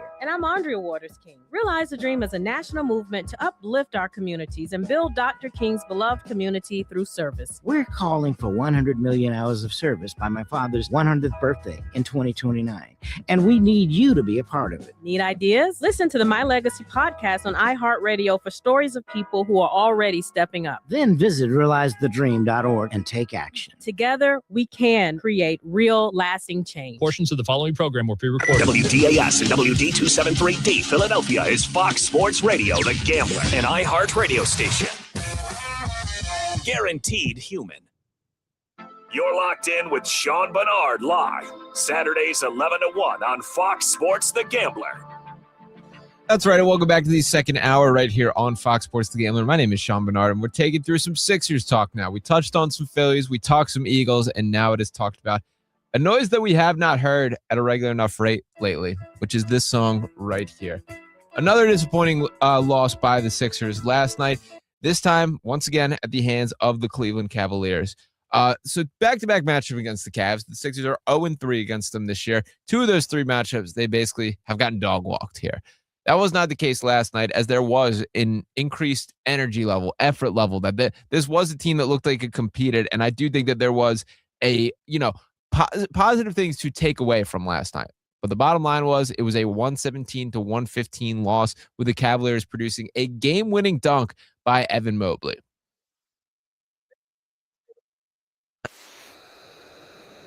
Start of the year for this sort of resiliency that this team had, this ability to pick themselves up, to fight until that final minute. And it does feel like that has deteriorated a little bit as the season has progressed. The obvious correlation to that there has to be the discussion with Joel Embiid. Now, this is not me saying Joel Embiid is a loser or, it rubs off to the team in a negative way. I'm going to continue to be the guy that defends Joel Embiid and will ride with him till the wheels fall off. My stepbrother's shirt of Tyrese Maxey and Joel Embiid right here. I love the shirt. I love Joel Embiid, and I do still believe that it is worth going with the growing pains. But what the difference that I am seeing is when you think back to when there was that level of resiliency shown, that in those crunch time minutes, which, by the way, Tyrese Maxey has played more of those than any player in the entire league, I do think that there should be a little bit of a conversation about scaling back his workload. I know I was pretty heavy on that tune in the early stage of the season. It has settled to an extent that he's below 40 minutes per game on the season, but he's still leading the league, man. He's still plugging a ton of minutes, and this is back-to-back games where the shots did not fall for Tyrese. I don't know if that is just fatigue. I don't know if his legs are getting heavy at the midpoint of the year. The bottom line is you're going to have bad shooting days, and he has them at a very infrequent rate, that it's not like I'm hitting the panic button here. But to bring it back to when this was a positive for the Sixers, it was Tyrese Maxey being the clear-cut guy. Now, granted, Maxey's the guy who was still scoring down the stretch in the previous matchup. It's not like he has stepped away from the spotlight from his actual role within the team. But with Joel Embiid, he wasn't even on the floor at the start of the season. Because think about when he was on that minutes limit, the Sixers were pretty conscious about not spacing them out over the duration of a game. That we're not doing these short bursts of you play 4 minutes in every quarter to get to your level. And obviously he played a little bit more than that, but you get the point. What the Sixers were doing were, when Joel Embiid had a flow, which was primarily in the first half of that game, you use up all those minutes. That most games he was sitting out the fourth quarter in its entirely. That's not currently the case. We're seeing Joel be stretched out, his workload scaled up, and that has to be the case. Played 33 minutes last night. Played 40 minutes against the Denver Nuggets last week. And he's played in 9 of the last 10 games for the Sixers team. Availability is no longer the concern with Joel. It is, what level can he play at? Can he get back to the MVP version of himself? And to just give the raw stats for last night, Joel Embiid, in his 33 minutes of action, scored 33 points on 10 of 22 shooting, was from beyond the three-point arc, 2 of 3 last night, got to the free throw line 12 times. He added 5 rebounds, 3 assists, had a block, 3 offensive rebounds, which I do think is noteworthy. The rebounding is the biggest problem here. He just doesn't have the lift that he once did. And even in his peak, rebounding was never necessarily a huge strength of Joel Embiid. He, yes, has averaged double-digit rebounds for a large majority of his career, but that more or less has to do with the fact that the dude's 7'2" and stands near the rim on the defensive side of the ball. Offensively, it's kind of shocking to me because he's more or less turned into a jump shooter at this stage of his career. He's good enough at it that he has some of the best touch in the league. And last night, I mean, the mid-range was butter. He was getting to his spots. His ability to kind of put that shoulder in, create some separation, and then fade back. Nobody can block that entirely. Victor Wembanyama isn't blocking that shot. And by the way, we've seen Joel give Victor Wembanyama 70 points, but I've seen it with my very own eyes right now. But that's not the concern. It isn't his ability as a scorer, which is still absolutely there. What has been true about Joel Embiid through the duration of his career, that regardless of the 4 players around him, if Joel Embiid is on the floor, that's going to be an above-average defense. That doesn't matter if it's Georges Niang, Furkan Korkmaz, Tobias Harris, whoever the case may be, whoever the 4 other guys are on the floor, if Joel's there, that defense is going to be good enough. That's no longer the case. It's not to say that it's forever gone, that they can't overcome this, but he's no longer the anchor, the stability in the way that ideally a team is designed. And it is very important to me. One of the things that I've always banged the table on and fought the good fight for why I value Joel Embiid is for that very reason. That it's important to me when building out a basketball team that your center can be an anchor of a team, that you do have a rim deterrent, a rim protector. It's one of the reasons that I've still fallen the overall anti-Nikola Jokic conversation. He's obviously an incredible talent and is talented enough offensively for it to be worth it, but that's a guy who does not provide the level of rim resistance that I would prefer to have in my big man right there. And they found an Aaron Gordon to make that work, to find a guy that can pick up that level of slack. That's sort of the spot that I find the Sixers in. Now, Dominic Barlow has been awesome. He's been a revelation for the Sixers team. He's a guy who and by the way, quick shout out, who took a really scary fall on Wednesday night and was right back in the starting lineup like it was nothing. I also think Nick Nurse deserves a little credit for this guy has been the day one starter of this Sixers team. This was not Dominic Barlow has all of a sudden, got a little bit of a chance and earned it and kind of put more and more on his plate. From night one, he was plugged into the starting lineup, and that was absolutely the right call. That is a guy who's willing to do the dirty work, who can make up some of that rebounding slack, and it was not one of Barlow's better games last night. He played just 17 minutes, had 2 points and 2 rebounds, did have 3 steals and a block, and I thought he was okay out there, better than the numbers do indicate. But the point being here, when we're having this conversation about building forward with Joel Embiid, the calculus has completely changed. There were a lot of reactionary takes at the start of the season of do whatever is possible to get rid of this contract. I'm not here to argue that this is a high-value contract or an ideal world that you are paying him $70 million 3 years down the line from now, but you made your bed and you got to sleep on it. And the same point that I had about A.J. Brown, it's even more clear with Joel Embiid. It is not worth it to pay to get off that contract because that is the reality. If we're talking about moving Joel Embiid, you're talking about adding draft picks and trying to just get him out of here for flexibility. Look at what Trae Young just brought in a trade returned. And Trae's got flaws in his own right. All these players do. John Morant's going to be very interesting to see what his number is. Guys don't get traded if they are the perfect player, if that is all these things. Like there's always a reason that guys are moved. But the juice is not worth the squeeze for the conversation of even exploring the talks of can we offload Joel Embiid. So the conversation has to be, how do we maximize things? I do have some concerns about this defense. Now, down the stretch last night, that final play that people are referencing, it's obviously frustrating. The Cavaliers got a game-winning dunk attempt, and you never want to lose the game in that particular situation. I kind of have a hard time faulting that specific play for anyone. For starters, when you watch the play breakdown, they took away the Cavaliers' first option. Donovan Mitchell was unable to touch the basketball, and that was primarily Kelly Oubre Jr. as a defender there. He did get sort of pushed off and ultimately found a way to regain. The bottom line is they did their job for shutting down the number one look. Jalen Tyson was the guy who got the ball with Paul George on him. Now, Tyson generated a little bit of separation that he lost Paul George probably a little bit more than I would prefer, but Paul still stuck with him, and he's still riding his hip, cutting off as well as he could. And then with Tyson having the advantage, getting downhill, Joel made the right read to come across and contest. He did his job as far as getting straight up to the basket and preventing that shot from going off. VJ Edgecombe made the right rotation along with him, but then it left VJ Edgecombe on Evan Mobley. There's just a size difference there. VJ tried to get up and contest. That's just not a battle that you're winning, even as great as VJ Edgecombe is as a defender. So that specific play, I understand it was the straw that broke the camel's back, and that's why they ended up losing. But the conversations for why things went wrong last night has to be why were they in that spot in the first place. But the Sixers led across the board last night. They pushed the lead to as many as 11. They led for 83% of that matchup right there. I also think it is fair to note the Cavaliers are just going to be a bad matchup for the Sixers team. When you have the interior presence of guys like Evan Mobley and Jared Allen on the floor, we're having these conversations about the weakness for the Sixers rebounding direction. It just doesn't quite align. And by the way, the Cavs shot the crap out of the basketball last night. 30% beyond the three-point arc, 17 of 34 for long range. In contrast, the Sixers were 12 of 32. That is 38%. That's completely fine. It's not even a number that I'm mad about or a team should be embarrassed. But the Cavaliers shooting over 50% from the field, 52% to be exact. What a good basketball game. Those are the type of matchups the Sixers have to find a way to win. But when we project forward to the end of this season, Eastern Conference, man, it is going to be an airtight race. That just looking at the standings currently, after that loss last night, the Sixers slipped to 7th place in the Eastern Conference with a 22-18 record. Cavaliers right above them with a 24-19 record. They're a half game above them. Magic, the exact same, a half game above them. So for the Sixers directly, the difference between the 5 and 7 seed being half a game right now, every matchup matters, every result matters, and you got to find a way to pick up the wins and the opportunities in front of you. They fell short of that last night. They have to wear that on their chest and acknowledge it. This is still sort of a learning process.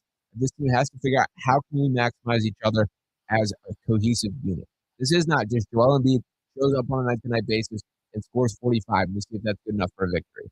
We've seen Tyrese Maxey take the necessary steps to be a true all-star caliber talent. We're seeing the impact that VJ Edgecombe is the glue of this Sixers team, a guy who does impact the game on both sides of the floor. He can scale up his role depending on who's available or what is required on the night. There are nights where Edgecombe looks like the leading scorer on the team or is putting up 25 points pretty casually right there. There are nights where he's led the team in rebounds, led the team in assists, I give him a ton of credit for being this win-now impact player, which just is not seen from 20-year-old kids at the rate that he's shown. But nonetheless, this team has to figure out a way to maximize within each other. And I think that is still the work in progress. The only way that does happen is by continuing to play, continuing to get a sample size, to allow these guys to learn to play off each other. And that is why it's so important for Joel Embiid to be available at the rate in which he currently has been. There is work to be done, man. The Eastern Conference is wide open. If this team can hit its peak, which I do not think that it has yet, we can have those conversations about them being a legitimate contender. They're in that mix. I've made this case all year. Look around. Who scares you? The Detroit Pistons are good, are tough. That is not a match by one. I'm also not running from them. The Boston Celtics, we'll see what they look like when Jason Tatum comes back. They've certainly played above their heads to this point, but is that here to stay? The New York Knicks, I continue to look at as a fraudulent team. By the way, the Karl Anthony Towns conversation has not been fun up in New York lately. There is a pretty I guess we're hitting the low point at a quicker rate than I expected to be the case with the cat conversations there. And by the way, with that this week, Draymond Green, the dirty Draymond Green-like play where Karl Anthony Towns is dribbling down the lane. Draymond, who's already on the ground, just grabbed his ankle, pulled him to the ground, and no Knicks player did anything. And Mike Brown even just joking around, being cool with Draymond after the game. That would rub me the wrong way. If I'm a Knicks fan, if I'm Karl Anthony Towns especially, that's something that I'm not loving the way that all went down. So just a little bit of note there. But my point in here being that none of these teams in the East are particularly fearful or that the Sixers should be directly scared of. What do you do? We are closing up on the trade deadline. And what is best for the Sixers? I feel like for year in and year out, we've made the case of there has to be the all-in push. Find the missing piece. And to Daryl Morey's credit, he largely has done that. But he's gotten in the lab. He's found some additions, some that have worked, some that have not. But there's been the George Hill situations. We can go down the list of what things have gone down at the deadline. I think things are different for this specific season. And the reason that I say that is it's almost been refreshing. The change in expectations that for a decade now, we've lived and died with the Sixers team of can we get past the second round? Can we actually put ourselves in the true contending conversation? And for this year, it was more of a question mark than ever. Who knows what level Joel Embiid was going to show up at? Who knows how many games that we're able to get this team together? And by the way, we still have to throw the asterisk of an injury could be coming around the corner at any time. It's just the reality of the world that we live in as it pertains to Joel Embiid. So with that in mind, I don't need to see this team be burning assets for the future because there is still this bright future. You have the Tyrese Maxey and VJ Edgecombe era that for all the pushback that tanking does get, I think Edgecombe's a perfect example of why teams do it. The addition of Edgecombe changes the trajectory of this franchise in a major way. There is not this cliff that will be dropped off after the Embiid era. There's a pretty bright-looking future of this Maxey and Edgecombe duo, of what these two can become in the long haul. And that's why I'm ready to just stand still. Let's allow this team to just play itself into whatever it is. That doesn't mean do nothing. I'm absolutely trying to trade Eric Gordon. There are some financial intricacies of what he does do to this team. And I think for Daryl specifically, you're in the mix of making sure that you do have, the right outlook here. There are things, the two-way contracts are most notably, that for all the praise that I've given to Dominic Barlow, this is a guy that you have to find a way to pave and give him an opportunity to give a standard contract. That cannot currently happen with their financial constraints. So we'll see how things do shake out from here. We're going to take a quick break on this side of things. We'll be closing down all the way to the end. Got a couple more Sixers notes, but do want to hit on the NFL playoffs as well. We're going to hit a break on these others. Break right here. And back on the other side. Fox Sports Radio, The Gambler. Now, total traffic for Philadelphia. Well, we have lots of wet snow falling throughout much of the Philadelphia area, reduced visibility, which obviously means your lights should be on as well as your wipers. If you're traveling on the Vine Street Expressway, for starters, delays in both directions between the Schuylkill and Broad, eastbound Schuylkill for its part. Stop and go Girard to the Vine Street Expressway. Westbound side of the Schuylkill, extra heavy, University Avenue to the Vine. And again, City through Gladwin, northbound 95 ties up Delaware County Way, Chichester Avenue to the Commodore Barry Bridge. Eric Hurd, traffic. This report is sponsored by Mothers Against Drunk Driving. For victims of drunk and drug driving, our grief is unique, but you are not alone. You always have a place at MAD. Call our 24-hour victim helpline at 877-MAD-HELP or visit mad.org. Running for office means having something important to say.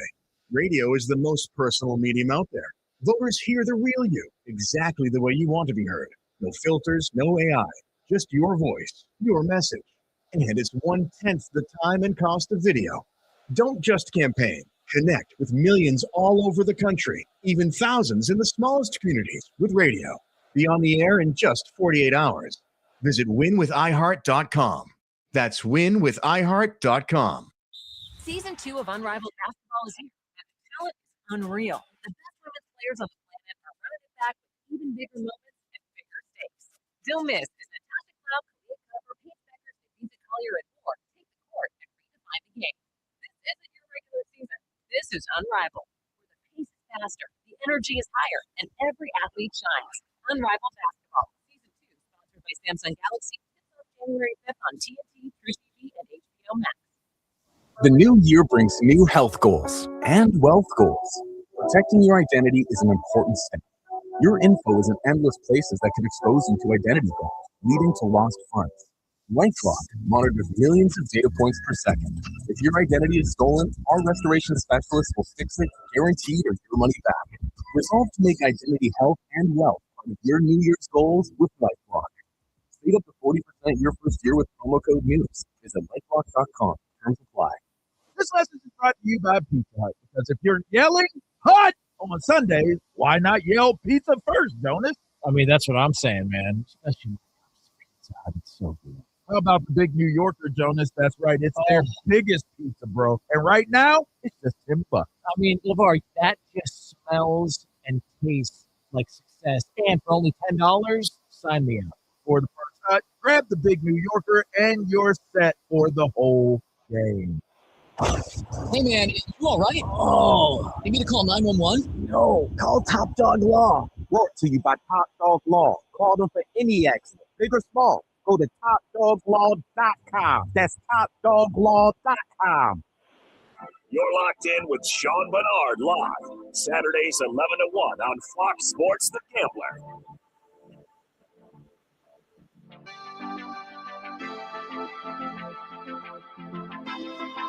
And welcome back for the final stretch right here on Sean Barnard Live. Apologize, had to step away for a quick little technical issue thing. And shout out to cousin Nikki, listening out there, who's stranded on the side of the road having some issues. So hit my line if you need some help. Yeah, I've never heard of that with the car issue before. But nonetheless, do got to close down shop for our final stretch here. Hopefully things are all good on the side of the road in Morristown. But nonetheless, final points. Quick shout out to Janai Broom, who I've been pretty upfront about. I have zero belief in as an NBA talent and still kind of feel that way. But a 50-point performance last night. He was in the locker room holding the sign like he was Wilt Chamberlain with 100. That is something that I can't deny the level of production that is. 50 points is 50 points, and that's something that we got to give credit for.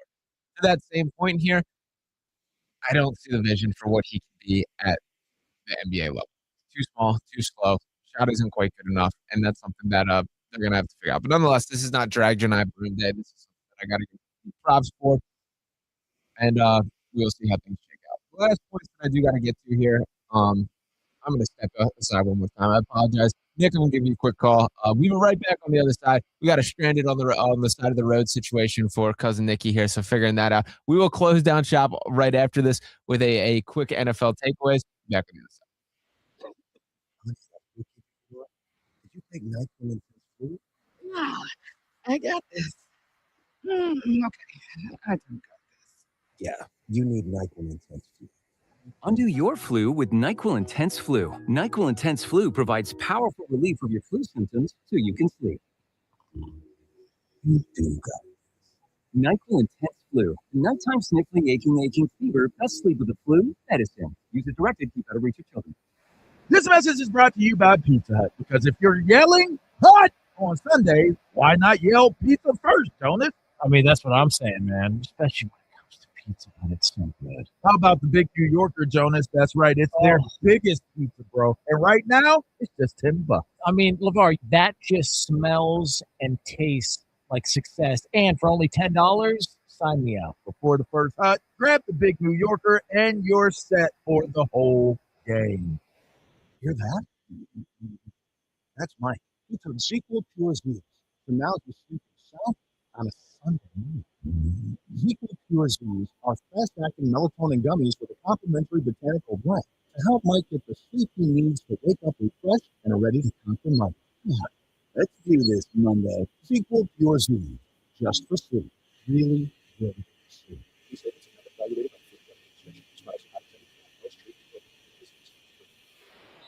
Season 2 of Unrivaled Basketball is here, and the talent is unreal. The best women's players on the planet are running it back with even bigger moments and bigger stakes. Don't miss as Natasha Cloud, Kalia Copper, Paige Beckers, Nafisa Collier, and more take the court and redefine the game. This isn't your regular season. This is Unrivaled, where the pace is faster, the energy is higher, and every athlete shines. Unrivaled Basketball, Season 2, sponsored by Samsung Galaxy, tips off January 5th on TNT, True TV, and HBO Max. Well, the holidays have come and gone once again, but if you've forgotten to get that special someone in your life a gift, well, Mint Mobile is extending their holiday offer of half off unlimited roaming. So here's the idea. You get it now. You call it an early present for next year. What do you have to lose? Visit mintmobile.com/ring. Limited time 50% off regular price for new customers. Upfront payment required. $45 for 3 months, $90 for 6 months, or $180 for 12-month plan. Taxes and fees extra. Speeds be slow up to 50 gigabytes per month when network is busy. See terms. Welcome back to Winter Hack Radio, the place for clever hacks to survive the season. Icy driveway? Well, try spreading sand or birdseed to help with traction. Snowy puppy paws? Well, grab a whisk, brush it off, done. Catch COVID-19? Well, just get moved. Actually, there's no hack for COVID-19. But if you test positive, prescription medications for COVID exist. Ask your doctor if they're right for you. Visit PfizerForAll.com to learn more. Sponsored by Pfizer. So I was on eBay because I'm absolutely obsessed With this rare hologram trading card. Shiny like the designer handbag of my dreams. eBay had it. They even had perfect parts that fit my car. Millions of finds, each with a story. eBay. Your weekend sports edge starts here. This is Sean Barnard live on Fox Sports The Gambler. All right, we're back for the final stretch right here on Sean Barnard Live. Huge apologies for that. Had a quick emergency to take care of here. For any of my car mechanics out there, shout out to my guy, Cousin Nicky, having some issues on the side of the road where apparently his car will not move forward, only in reverse. So I've never heard that one myself. Not really a car guy right here. If anybody's got advice, ears are open. But we got to get back to the sports world right here as he continues to get that sorted. I want to finish with some NFL playoff conversation. I do have to take my Justin Herbert victory lap first off, though, because I do want on record that I have pounded this table to anyone that will listen to me talk about it for years. That since I've started here at Fox Sports The Gambler, I'm pretty aware of what the situation is. That this guy is exactly who he's always been. He's an empty calories quarterback, a social media quarterback that when the bright lights are on him, holds under the highest pressure. And that's exactly what happened in the postseason once again. I do believe Justin Herbert is the worst playoff performer of any player in any sport. That's who he is at this stage. We have to accept the facts as facts. And it was incredible. Justin Herbert is the only quarterback I know who can get blown out by a team that scored 16 points. And to rattle off his stat line exactly in that matchup against New England Patriots, who have a fine defense, but certainly they're not the Houston Texans, completed 19 of his 31 pass attempts for 159 yards. He did not have any interceptions. You got to give him credit for that. A 74.5 quarterback rating, which is better than was the case when he threw 4 interceptions in his last postseason appearance there. Ran the ball for 57 yards. To be fair to him, also fumbled it twice. To be fair to him, he was getting beat up right there. Like, I will say this about Justin Herbert, as much as I tear down the guy, I gained respect for him this year because the dude gets up and keeps fighting. He gets the crap kicked out of him on an every week basis. But I also don't want to hear any sort of excuses. I've had enough of the Mr. If man. That I have to look at what the facts are in front of me, and what those facts are is this guy is not good enough when the moment does matter. To contrast that with a guy like Jalen Hurts, who I think they are the antithesis of each other as quarterbacks. That Justin Herbert, undefeated in hypothetical conversations. Jalen Hurts never won one. And the conversations about Justin Herbert are if he had the weapons, if he had the offensive line, if he had the better coach. Conversations about Jalen Hurts are, well, if he didn't have Saquon Barkley, if he didn't have A.J. Brown, if he didn't have this high-caliber defense, which, by the way, he has not always had during his time as the Eagles quarterback. But I bring this up to say both guys should be accepted for who they are. That when a person shows you who they are, you got to listen. I think that's how that quote goes right there. Justin Herbert cannot put it more clearly on display that to run down the 3 postseason appearances that he has, his playoff debut back in 2023 against the Jacksonville Jaguars, blowing a 27-0 lead. 27-0 lead the third largest blown lead in NFL playoff history. Now, I understand the immediate pushback there.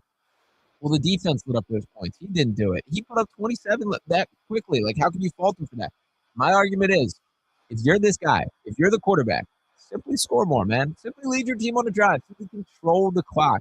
Take one of those, 10-minute down the field drives where you're soaking up clock, you're picking up first downs, and you're putting points on the board. Failed to do that for an entire half and lost the game as a result. Then there was the 2025 playoffs last year against the Houston Texans. 14 of 32 pass attempts completed, a 43.8% completion percentage, threw for 242 yards, had 1 touchdown and 4 interceptions. That's who Justin Herbert is. And once again, the most recent performance in which he not only fumbled the ball twice, not only put 3 points on the board, but was seeing ghosts out there. The plays were there to be made, man. Watch the all 22. I challenge you to. All the Justin Herbert supporters out there. I've stood 10 toes down on the island of a Justin Herbert truther. The plays were there to be made. He didn't. He got scared. He missed receivers. He didn't make the right calls. Justin Herbert has to be accepted as. Now, to transition to the quarterbacks and teams that are still in the postseason here, there's 4 games of NFL action this weekend. First one, kicking off at 4:30 today. One I'm pretty excited about, the Buffalo Bills versus the Denver Broncos. I love the Broncos in this matchup. And I do think the Broncos are being straight up disrespected in the conversation for Super Bowl candidates. This team is the number 1 seed in the AFC. This team has a high-level defense, even if it has shown a little bit of weakness down the stretch. But I think some of the concern that is being attached to them is simply because they have not looked their best during the home stretch of the season. And that matters. I'm not disputing that. You absolutely want to arrive with a hot hand, and that's not exactly what they're doing. But look at this matchup. The Buffalo Bills. Josh Allen is the man. He's an MVP, a guy who you give him any sort of opportunity, and he can win you a football game. But he cannot do it alone, and he's basically being asked to. Khalil Shakir had 12 receptions last week. I like Khalil Shakir. I think he's a good football player. He's not a guy that should be having that level of work rate, and I do not think that is going to fly against a Broncos defense. Looking at the odds, shout out to DraftKings Sportsbook right here. Denver Broncos 1.5 favorite. I think that is far too low. I think that's a disrespectful line. That this team deserves, I would say, 2.5, 3 points. I'm still willing to lay that. That I think they are just straight up the better football team. And the biggest key that I want to make clear here is when looking at the other side of the ball, the critique is Bo Nix. For starters, Bo Nix is better than some people want to give him credit. And I did snap a picture of this stat on SportsCenter earlier today. Bo Nix, when trailing this season, 17 touchdowns to 2 interceptions, was number 1 in the NFL.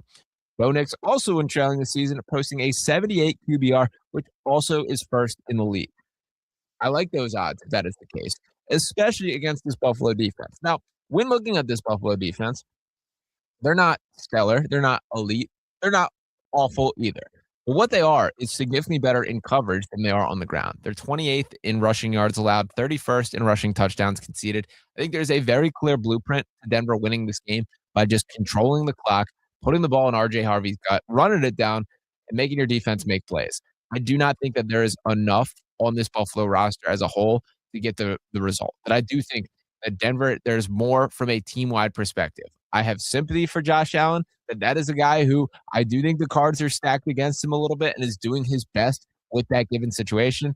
The reality is it's a team sport, and I like the Broncos as a team to get the job done. I feel very strongly about that. That is probably my favorite overall pick on the slate for this weekend. The second game tonight, the 49ers versus the Seattle Seahawks. 7-point spread. Shout out to DraftKings Sportsbook once again. And I like San Francisco to cover it. Now, obviously, this is the team that did defeat the Philadelphia Eagles last week. I'm not saying the 49ers are a perfect football team. They have their flaws. Injuries have absolutely gone crazy on that roster down the stretch. And that's why it's particularly embarrassing the Eagles were unable to produce a victory. But 7 points is too many in a rivalry game for me, and a playoff rivalry game, particularly when who knows who's even going to be quarterback of the Seattle Seahawks. And this was a story that I will say slid under the radar for a large part of this week. It wasn't until really Thursday that I heard any sort of noise about Sam Darnold even having an injury that he is dealing with. But what we now know is his status is uncertain for this game. Now, Sam Darnold has his own postseason demons that we should be aware of, that he's got some Justin Herbert to him, where when the bright lights are on, he does tend to crumble. That last year with the Minnesota Vikings, he looks like he cost himself millions upon millions of dollars for his final 2 games last year. He looked like a guy that a franchise could absolutely talk themselves into this being a potential franchise centerpiece. He was the 3rd overall pick for a reason. But then, in a must-win game in the final game of the regular season, just completely crumbled. And then what happened in the playoffs? The same exact thing. We will see how it ultimately looks. This is a different formula compared to that Vikings team. Seattle does have a high-level defense that Darnold is not going to have to, be a Josh Allen type of quarterback right here. But he's got to throw the ball to do anything. And whatever that oblique injury is, what we do know now is he has not thrown a ball this week since that injury did occur. I like Drew Lock. I think he's an acceptable backup quarterback. I certainly don't feel great about my chances of winning a Super Bowl with Drew Lock as the guy. I think the Seahawks are an overvalued team as a whole, that this isn't a team that I see looked at as legitimate contenders, but I think we're in for a battle tonight. So I like the 49ers. I give them a chance of winning outright right now. I think Christian McCaffrey is going to be shining as the clear most talented player on that field. We'll see how things do ultimately kind of play themselves out. But yeah, I'm on the Broncos for the -1.5. I do like the San Francisco 49ers with the +7. I even think it is worth sprinkling a little bit of money line there. I think the number's sitting at like +370. I view them as live dogs. That Darnold injury is a real factor. And while that defense is good, I don't think it's like carry a team good. Like we'll touch on the Houston Texans in a minute. That's a team where we're seeing a defense capable of carrying a team. I don't think Seattle's quite to that upper echelon here. Now, the next game, which is tipping off tomorrow, the Texans and Patriots. And speaking of that defense exactly here, I do see it coming to an end. I don't know what happened to C.J. Stroud, man. His rookie season was incredible. Looked like a guy that was on the pathway to being a clear top 5 quarterback in the sport. Now, I will note here, this isn't the first time that there's been the splash in the pan, the guys that do have that breakout season and can never get back to it. A guy that pops to mind, Deshaun Watson, and he obviously has quite other factors that are attached to his name right there. But he looked to be on the pathway of being a clear elite quarterback for a long time and just taking all the off-field stuff aside, which you can't even fully do, taking the contract stuff aside. Just him as a quarterback has been bad on the Cleveland Browns when he has been on the field. I'm not saying C.J. Stroud is heading down that pathway of a flash in the pan, but I'm seeing some frightening stuff, man. 3 turnovers in last week's game, and they were playing anybody but the Pittsburgh Steelers. I don't feel very good about the way that Houston would have been able to advance in that. But nonetheless, you have to beat who's in front of you, and that's exactly what they did. That defense with 2 touchdowns in the victory, impressive stuff. I know you can look at the raw numbers. They put up 31 points, whatever the case may be. But the bottom line is it's going to take more against this Patriots team. And looking at it from New England's perspective, this is a team that the biggest, critique, the narrative that has clung to them is their weak schedule. And there's certainly a case to be made. But I always have sympathy to this point of you have to beat who's in front of you. And they do that at an incredibly high level. We've seen this Patriots team blow out teams this year. We've seen this Patriots team win in crunch time moments.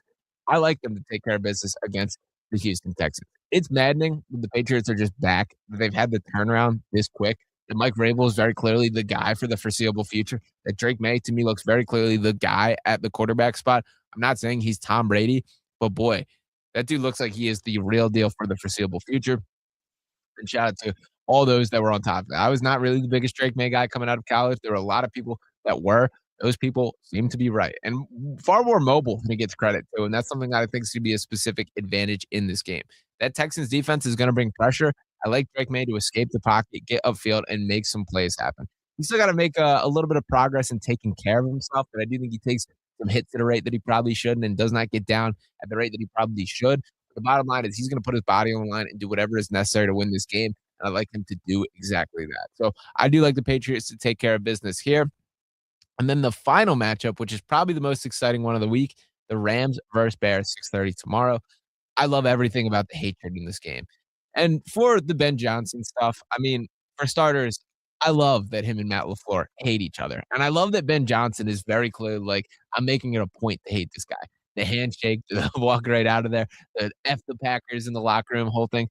Bring me more of it, man. Sports are about hatred. Like, yes, sports bring people together in the consumer standpoint and the fandom standpoint. But when you're an athlete competing, you should want to be rivals with players. If you're an opposing head coach, you should hate your rival. Like, that's how I want things to go. And I love that Ben Johnson is taking on that characteristic.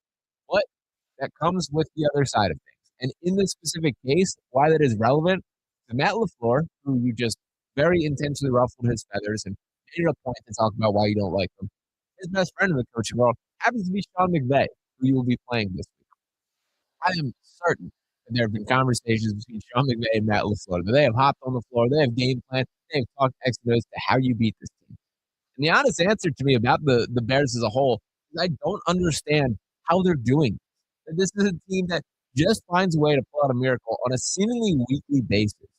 That's what the Bears do. If you're the Rams, I want them to blow them out. And I kind of think that's the direction this game goes. The weather's a concern. It's going to be like 2 degrees in Chicago, and I know there's all the LA noise and all that kind of thing. I do think it's worth noting that the Rams were pretty excellent in the snow last year right here in Philadelphia. Now, Chicago is even further to the extreme right here. But I do believe that Matt Stafford is going to show up. I do believe that Puka Nacua is going to make some plays. And by the way, that Chicago defense is going to have a tough time covering all these. So I think there will be some fireworks more than you would expect from a weather type atmosphere like that. I do think we'll see some offense. It's not going to be some grinded out. But I like Sean McVay to get right back up in Ben Johnson's face and lead his team to a victory. So that one's going to be pretty explosive. Another thing that I cannot wait to watch for is whatever the handshake line after that game does look for. Because we're seeing all these reports about how Ben Johnson has dealt with Matt LaFleur, has basically, frustrated and aggravated all of the LaFleur tree, the fan base, or his friends within the coaching world. See how McVay does address it right there. And I want to keep going from here. I know we'll get to talk about these games next week as well, but just to project forward what this bracket does look like, we're then talking about in the AFC. We're going Broncos versus Patriots. I still kind of like the Broncos, and this is why I'm talking about them being disrespected. It's 2 wins to get to the Super Bowl, man. They already had their bye week. They're all well rested up. My Super Bowl pick at this current point, which I was pretty heavy on, I believe the Eagles would have a chance. We got to hold that against me to an extent here. And then the NFC, talking 49ers, Rams. I like a Rams-Broncos Super Bowl, man, and I think that will be pretty fun, pretty entertaining. That is my pick at this current point in time. It has been a good playoffs overall. So these games have delivered. I think a lot of times the opening round, we get some duds where there are some blowouts like things. Hasn't really felt like that to me. So shout out to the NFL for a good product here. Shout out to you guys for tuning in and getting the takes. Once again, make sure to get involved in the conversation. Drop those thoughts below. I'm doing a wrap up here with a couple final takeaways. Oh, the last big note that I did have here. The Jaguars reporter conversation, hilarious to me. So I'm sure everyone has seen it by now with the lady after the game who just basically told Liam Cohen what an awesome job he's doing. And it is insane to me, the reactions that have ultimately sprung out of this, of people acting like she is completely disrespected the journalism world. There's also the people that super have this lady's back. Now, my personal opinion of things, I think everyone just needs to take a chill pill. Like, I think that's sort of the reality of all of this. Was it the most appropriate setting to basically compliment the head coach like that? Probably not. But I understand that, the press conference right after the game that people want to get the questions is there are things that should be a little bit higher up on the priority list right there. But what's really wrong with spreading a little positivity, man? What's really wrong with complimenting a guy who objectively did an awesome job down at Jacksonville this year? And Liam Cohen, his opening press conference, where he's all and making people weird with the facial expressions and everything with it, dude crushed it this year. He got Trevor Lawrence playing the best football of his career. He led that team to an actual postseason run, made them look like a competitive organization for really the first time in quite some time. I give Liam Cohen a lot of credit. He deserved that moment. And I think when you watch that video back, the thing that stands out the most to me, just take a look at his facial expressions, man. Like, you see the way that it changes when he starts getting the compliment. Liam Cohen needed that in that moment. I think it's pretty awesome that was the case. I do think the larger conversation, which is sort of diluted, and I've been the guy that is stood in a press room. I've been the guy that's yelling on podcasts. I've been the guy that has just been a Sixers fan, and all in that world. That is my experience from a reporter standpoint. I understand that there is a standard that you're not supposed to cheer in the press conference. I also think it's kind of lame to act like everyone involved in this profession is not a fan to some extent. And that's a good thing to me. That my immediate pushback whenever it's brought up when you're supposed to stay neutral, I can tell you about, Tony Roten in the process days, or I can tell you about the stories of Ish Smith and all these things, which I wouldn't if I just came into this job as, wanting to just do the job. Like, I had no passion, no interest. It is a passion point, and it should be for each of these guys. That lady should care about the Jacksonville Jaguars in the way that she does. I have no problem with her putting that out there. And guess what? She isn't the only one that thinks that way. That wasn't an individual opinion. Part of the job that I think she was accomplishing there was being the voice of the fan base. Liam don't need to hear that. I see absolutely nothing wrong with it. So for the people that are freaking out about this, just relax, man. This is not saving lives. This is talking about sports. Nobody's job was harmed in that way. And it's kind of crazy to me the legs that this whole story has taken on. But I did want to wrap up talking about that a little bit there. But nonetheless, an exciting weekend of football set to occur. Cannot wait to see what goes down on the field. Appreciate you guys rocking with me for the past hour and a half here. I got a lot happening in the Philly sports world. So hopefully better days are ahead. Bo Bichette, welcome to the enemy list. To the Eagles, a lot to go down this offseason. The Sixers, hopefully you can carry the torch and be a little bit of good news moving forward. So appreciate you guys for rocking with me right here on Sean Barnard Live. We'll be back. We are off next week as we have an early Villanova game, so we'll not be in the time slot here. But you can catch me on Sixers Digest on YouTube, on Phillies Digest on YouTube. A ton more to get into. Face to Space podcast on Tuesday with my guy Sam Ashby. Make sure to stay tuned for all that. Be back. Talk to you next time. Sniffles and sneezes got you down? Go to